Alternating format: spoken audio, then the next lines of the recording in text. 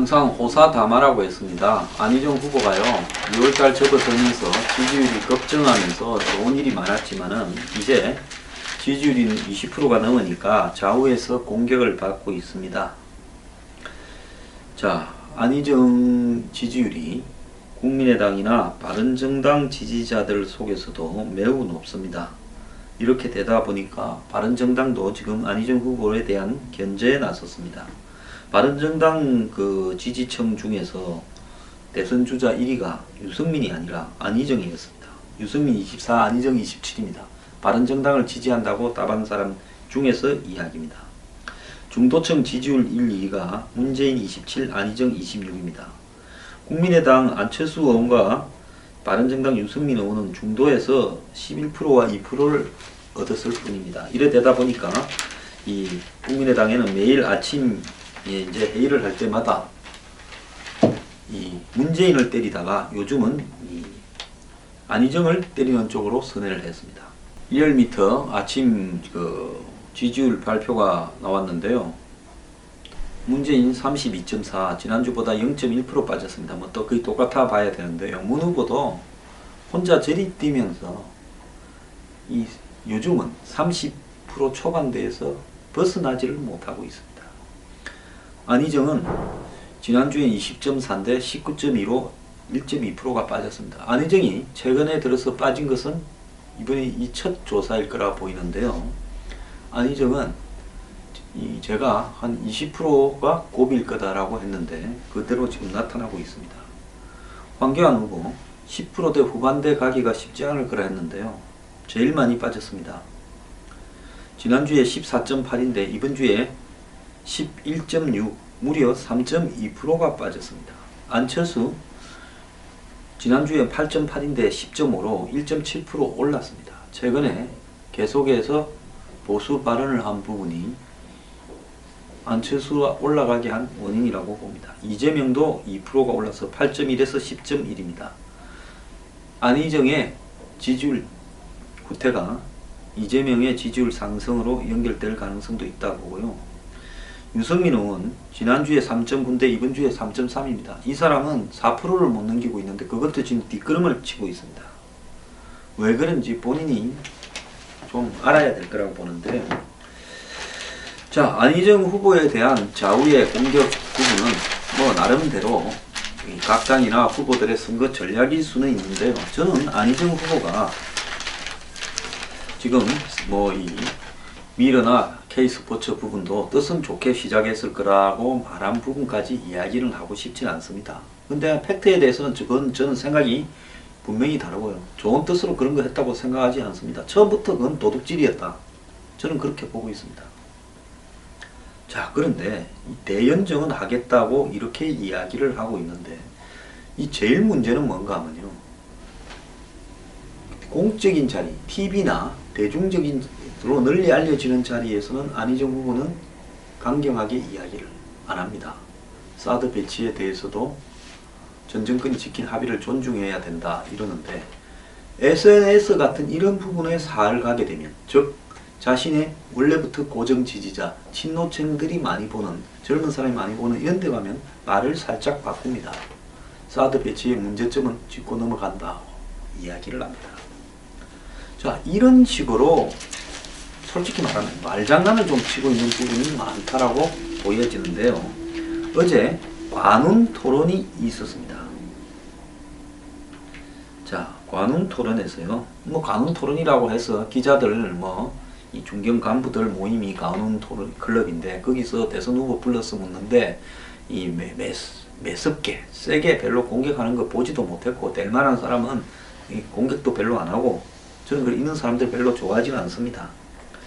자, 이 자리에서 대연정, 그 다음에 선의에 관한 발언, 반미, 그리고 불법 자금 수수 문제 등이 이야기됐는데요. 제가 이거 이미 이야기를 하지 않았습니까? 2002년 대선 당시 65억의 불법 대선 자금을 받은 혐의로 1년을 선고받고 만기 복역을 했는데 이에 대해 사적으로 이익을 취하지 않았지만은 분명한 제 잘못이다라고 하면서도 처벌도 받고 공천도 못 받았으나 2차례 지자체 단체장으로 이렇게 당선되는 것을 통해 어느 정도 국민에게 정치적 사면을 받았다 이렇게 말을 합니다. 국민들은 안희정 후보의 이런 경력을 다 알지 못하고 솔직히 그 사건과 관련된 진실이 굉장히 많고 복잡합니다. 그래서 대략 뭐 그런 부분을 어설프게 알거나 제대로 알지 못한 채 찍어줬을 수 있기 때문에 선거 2번 당선됐다고 그 사실이 면책을 받았다고 볼 수는 없습니다. 솔직히 노무현 대통령을 위해서 돈을 대신 받아서 쓰고 그렇게 한 대가로 노무현 정권에서 사면을 받았다는 것이 도덕적으로 저는 매우 옳지 않다고 생각합니다. 자기 돈 그다 준 사람, 대신해서 총대 메고 깜빵 갔다 온 사람한테는 자기 친한 기업인 동원해서 사회이사 시켜서 10억에 가까운 월급을 주고 10억에 가까운 월급이라는 것은 전체적으로 받았 부분이 그 정도 된다는 겁니다. 매월 그 정도 받았다 이야기 아닙니다. 그리고 그걸 갖다가 자기가 사면시켜주고 임기 내에 물러가기 전에 솔직히 노 대통령이 이야기하던 민주주의의 수준이 이 정도였습니까? 이분이 말과 행동이 다르다는 게 여기서 드러나는 거 아닙니까? 자신들이 하는 것은 모든 것이 정당합니다. 어떻게 그럴 수 있습니까? 더러운 방법으로 한마디로 지상천국을 만든다? 웃기는 이야기입니다. 더러운 방법으로 시작해서는 결국 더러운 세상을 만들 뿐입니다. 자, 그러면 대선 자금 중에서 사적으로 이익을 취하지 않았다 했는데 2억을 갖다가 집을 사는데 썼다 하는 것은 뭐냐라고 그렇게 판결문에도 나와 있습니다. 당시 살던 집을 매각하는 시점과 새 집을 사는 어떤 시점에서 돈이 안 맞았다는 거죠. 보통 사람은 이럴 때 어떻게 합니까? 은행에 가서 빌리거나 안 그러면 포기를 하죠. 그 자금 부족분을 돌아가신 강금은 회장으로부터 융통했었다. 이러면 대선 자금하고도 관계없는 듯이 이야기하잖아요. 그런데 강금은 회장도 대선 자금과 연동돼 있으니 그런 비난을 면할 길이 없다. 이렇게 복잡하게 이야기할 게 아니라 내가 대선 자금 65억 받아서 쓰다가 그 중에 한 2억은 내 집 문제에 썼다. 내가 사용을 취했다. 해야지요. 뭔 말이 이렇게 복잡합니까? 추징금 4억 9천의 내역이 왜 법원이 추징금을 4억 9천을 때렸겠습니까? 보통 대선 자금 받아갖고요. 내가 그걸 받기는 했는데 다 갖다 줬다면 내가 안 썼기 때문에 추징금을 내한테 안 미깁니다. 판사가 4억 9천은 네가 내놔. 이렇게 할 때는 네가 개인적으로 그걸 착복을 했다라고 할 때 대체로 그렇게 하는 겁니다. 쓴 게 있어야 내놓지요. 내가 대선 자금을 받아서 이 사람 줬다 하다가 불법 대선 자금은 맞아요. 처벌은 받지만은 거기에 대해서는 추징금은 안 미긴다는 겁니다. 추징금이라는 거는 내가 부당한 이익을 갖다가 취했을 때 추징금을 미기는 거예요. 자, 노무현 대통령의 비선이 아니었냐는 질문에 당선 이후 제일 먼저 구속됐던 걸 보면 허세였던 것 같다. 아니죠. 실세인데 증거가 확실하니까 몸 빠져나간 거죠. 아무리 노무현 대통령이라도 노무현 대통령이니까 허구만은 그때 돈 받은 이야기들 중에서 조그맣게 만들어가 1년 때우고 왔지요. 만약 현직 대통령이 작동을 안 했다면 1년으로 끝날 일입니까? 보통 사람 이래보세요. 또 88년 반미 청년의 결성 등 국가보안법 위반 혐의로 2차례 투옥된 적이 있는데 이 단체는 주사파 논란이 있는 단체다. 논란이 있는 단체가 아니라 판결문에 김일성 주의를 추종하는 단체라고 되어 있습니다. 토론자들은 이와 관련해서 안 후보에게 전향했는지 명확히 밝힐 수 없느냐는 질문을 잇따라 했는데 안 후보는 전향서를 썼느냐 안 썼느냐 들이대는 것은 불쾌하다며 지나친 이념 공격이며 30년 전의 청년운동이 지금의 현실 정치인 안희정을 규정할 수는 없다고 했습니다. 안 후보의 핵심 척근은 당시 안 후보의 판결문을 다 검토했는데 안 후보는 당시 운동권의 주류 흐름이었던 반미는 했지만 요렇게 말장난하지 마세요. 운동권의 전이 주류 흐름이든 NL 주사파 주체사상파의 민족해방 노선의 주체사상파에 가입을 해 있었지만은 이렇게 해야죠. 주사파처럼 북과 연결된 활동을 한 적은 없다. 반미는 했지만 주사파처럼 북과 연결된 활동을 한 적이 없다. 이렇게 말하는 게 아니고요. 내가 안희정 후보한테 이거 말을 하는 법을 가르쳐 줄게요. 내가 주체 사상파에서 활동을 해서 반미는 기본이고 주사파의 그 당시 노선에 관련되는 부분을 추종은 했다. 그런데 북한과 연결은 안 됐다라고 이야기를 해야지요. 그때 운동권이 주사파가 이 대세였다는 거. 제가 한참 대학에 가고 그 직후에 한 10년은 주사파가 대학을 휩쓸었습니다. 80년대 초반부터 90년대 중반까지 10년 이상이죠. 그때 학생운동권 다 주사파인데요. 안희정 후보가 했던 부분은 주사파의 아주 초창기입니다. 강력한 주사파죠. 그리고 고대의 반미 청년회라는 것은 고대에 만들어진 주사파 조직입니다. 주사파가 대중적으로 번지기 전에 학교별로 이런 주사파 파벌들이 이렇게 생길 때입니다. 자, 그렇다면 왜 이게 문제인가 하면 학생운동을 했다. 학생운동을 할 때 PD를 했다. 노회찬 PD였죠. 뭐 심상정 PD였죠. 그런 게 문제가 아니라 민주화 운동을 했다. 깜빵 갔다. 그런 게 문제가 아닙니다. 지금은 훈장일 수도 있죠. 문제는 뭔가 하면 주사파를 했다라는 사람이 대통령이 안 되고 지사 정도만 한다면 그거 물을 것도 아니에요. 지사 될 때까지 그거 문제도 안 됐잖아요. 대통령이 되는데 북한하고 대치하는 나라의 대통령이 되는데 이 대통령이 한때 주사파 조직에서 있었다고 하면 연결되었나 연결 안 됐나가 중요한 게 아니라 국민들은 그런 부분에 대해서 우려를 할 겁니다. 그래서 내가 안희정 후보한테 뭐라 했습니까? 2주 전에 안 후보가 이 돈 받은 문제하고 주사파 문제는 깨끗하게 국민 앞에 사과하라고 이야기를 했잖아요. 그러면 전향했냐라고 물을 수밖에 없는 겁니다. 왜? 다른 뭐 운동권의 파벌이었다면 뭐 PD나 CEA나 뭐 이런 거였다면 별 문제도 안 돼요. 주사파기 때문에 전향했나면 그때는 내가 못 모르고 주사파를 했는데 지금은 그 주사파 논리가 완전히 잘못됐기 때문에 벌써 전향을 했다. 그걸로 8개월 내 깜빵 살고 나왔지만 나왔을 때부터 전향을 했다고 말을 하면 되지. 전향했다라고 말을 하면 주사파였다는 걸 인정을 하게 될 것 같아서 이런 식으로 하면 그럼 이런 식으로 하면 이게 해결이 될 겁니까? 안 후보는요. 내가 이야기를 했어요.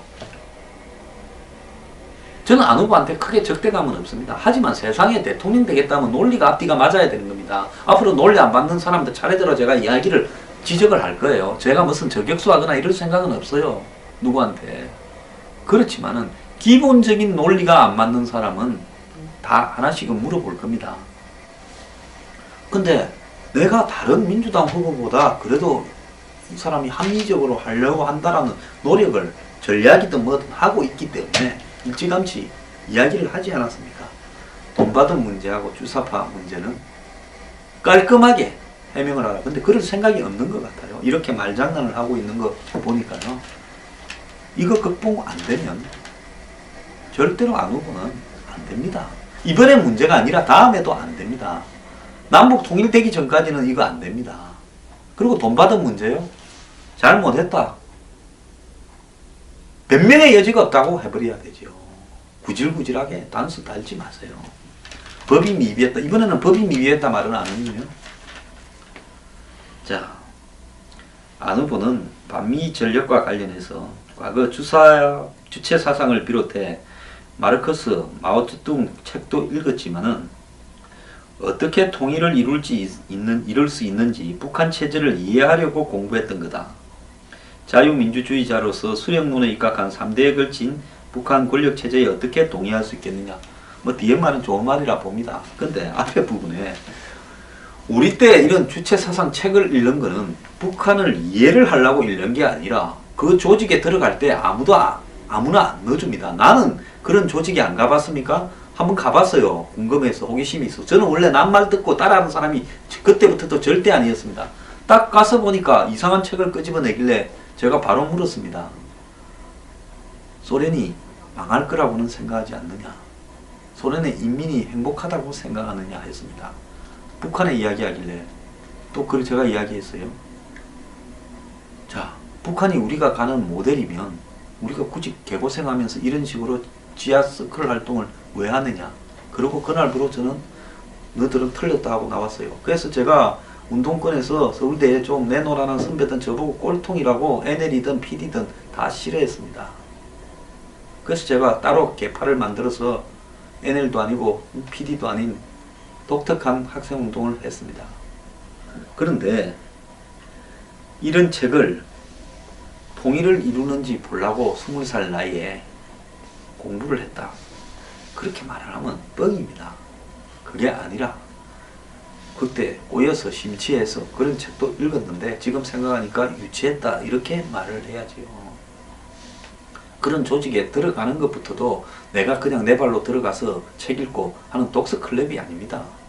거기에 넣어가서 학습을 시키고 의식화를 시킨 다음에 그 다음에 이제 화염병과 돌과 이런 걸 가지고 길거리에서 던지고 백보를 붙이고 이런 식으로 체계적으로 이 교리 시위와 공부와 이런 부분을 병행해 가면서 합숙하다시피 해서 조직적으로 육성하는 그런 조직들이었죠. 그러면서 자기 조직에서 학교를 장악하도록 또 하고 지금 정치 조직과 다를 바가 없는 그런 학생운동의 조직이었습니다. 징역살 정도 되면 그 조직에서 총아였죠. 잘 커가는. 그 밑에 뭐 좀 따라다녔다고 징역 살렸겠습니까? 그래서 말을 이렇게 하면 안 된다라는 이야기고요. 다만 뭐 자기 대통령이 중국과 미국 중 어디를 먼저 방문해야 되는가 하는 질문에 자기 대통령이 취임하면 미국 행정부의 아태 전략이 세팅되는 올여름까지 급하게 미국을 방문해야 된다. 이 이야기는 잘한 이야기라고 칭찬하고 싶습니다.